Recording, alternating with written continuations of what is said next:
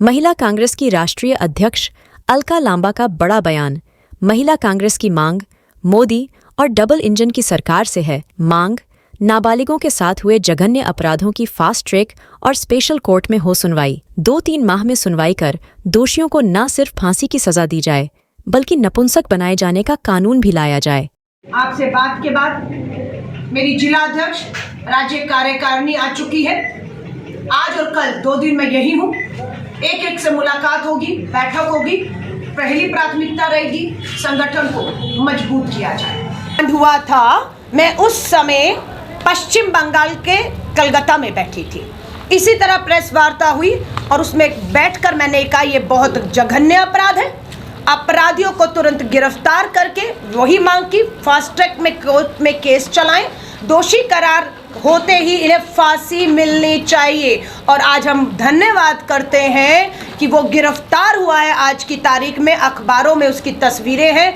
अब हम मांग करते हैं फास्ट ट्रैक में केस चलाकर दोषी करार देकर इन्हें फांसी पर चढ़ाया जाए, ताकि दूसरे भाजपाई इसकी आड़ में इस मुद्दे का राजनीतिकरण करके इन्हें बचाने का काम ना कर पाए। सवाल मध्य प्रदेश में बलात्कार, मध्य प्रदेश की भाजपा की डबल इंजन की सरकार में नाबालिग बेटियों के साथ भी बलात्कार हुए। उज्जैन की तस्वीरें हमने देखी। सवाल यहाँ पर नहीं उठता है। सवाल मध्य प्रदेश में भाजपा की सरकार है, उसके संबंधित सवाल नहीं पूछा जाना चाहिए ताकि मैं जवाब ना दे पाऊँ। इसलिए बंगाल की बात मध्य प्रदेश में होगी, लेकिन बंगाल में मध्य प्रदेश की बात नहीं हुई। विश्व भर में महिला और बेटियों के प्रति, खासतौर से नाबालिग बेटियों के प्रति अपराध में बढ़ोतरी हुई है।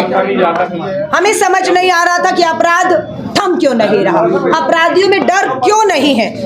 ये पोस्टर है, ये कारण है अपराधियों में डर और खौफ क्यों नहीं है, क्योंकि अपराध में भाजपा के विधायक, भाजपा के सांसद, भाजपा के मंत्री शामिल हैं और इन्हें बचाने का काम भाजपा की डबल इंजन की सरकारें कर रही हैं। जब इनमें डर नहीं तो स्वाभाविक है छोटा मोटा अपराधी तो वैसे ही इनकी आड़ में बच रहा है। कल भारत जोड़ो न्याय यात्रा राहुल गांधी जी के उसमें नेतृत्व में 2 मार्च को ग्वालियर पहुंच रही है।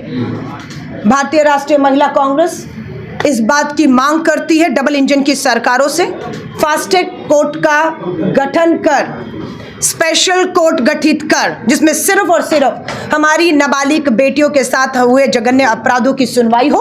फास्ट ट्रैक का मतलब है 2 और 3 महीनों के अंदर मामले को पूरा अंजाम तक पहुंचाकर दोषियों को फांसी की सजा ही नहीं, नपुंसक बनाए जाने का कानून लाकर सजाएं जब तक नहीं दी जाएंगी, अपराधियों में खौफ और डर पैदा नहीं होगा।